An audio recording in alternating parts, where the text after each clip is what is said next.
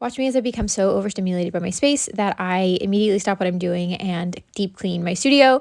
I actually just finished filming an intro, and I think it was bumping into my lights over and over and over that threw me over the edge. So I immediately stopped everything I was doing and started cleaning. And you can see that I'm still in my filming clothes, which was a mistake. But I know me, and I know that if I went inside and changed, I may have lost momentum. I could have started reading a book, started picking something else up, started cooking lunch. I don't know, any of those things. And it would have totally derailed me. So I just went at it. I got the vac, my wet dry vac, and I started cleaning. So here I am. And this is something I've been needing to do for a while. I'm pretty good at keeping things like loosely organized, but I haven't deep cleaned in maybe a year, 9 months, something like that.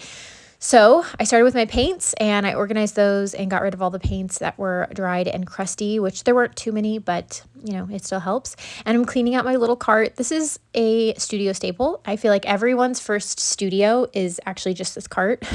That's what it was for me for a long time. I got it from Michael's, and it was this little cart as well as a yoga mat. That was my first studio. So even if I have some beautiful aesthetic loft at one point in my life, that's my art studio, I sort of out of principle will have this studio cart in the corner somewhere because it's just iconic. She's the moment. So I finally cleaned that. It felt good. That was a very annoying hot mess of a part of my studio. And I moved to my shelves. These aren't too bad because not that long ago I organized the shelves. So luckily for me, it was just kind of going through that top shelf, which was my old drop cloths. I like to reuse my drop cloths. I go through one every couple of years, and I will use them for little paintings I make out of drop cloths. I also make them into shirts, reuse, reduce, recycle kind of thing.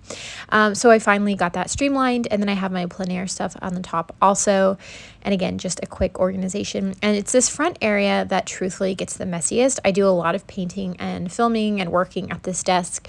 And so it's well loved. It's also covered in solvents and gunk. And so here I am organizing. Oh, yes, I had 2 meetings. I only filmed one. One was an interview with one of my editors, and the other was an interview for a podcast about painting solvent-free. Let me know if you guys are interested in that. And then I'm back at it. I'm cleaning again. I probably had lunch in here at some point, but I'm cleaning out my bookshelf. And y'all, I was not kidding. It is a deep clean. I'm getting all the crevices, scrubbing, cleaning, scraping, all that good stuff, and it feels so good. I'm getting the floor. Like I said, this corner, it doesn't look like I'm doing much, but I'm scraping gunk. It was gnarly. Finally got my big door cleaned, which is really nice because it's, other than my skylight, my biggest source of light, and it is in deep need of a deep clean. And as you can see, all of a sudden my desk is looking quite a bit nicer. At one point it was white, and now, it cleans up all right, but it is a well-used desk. And then here I am doing probably the most annoying part because I can't really put this filming stuff anywhere else. I just sort of have to consolidate it. But I will say taking the time to fix these wires was a real payoff. Kind of was dreading it the whole time, thus I did it last.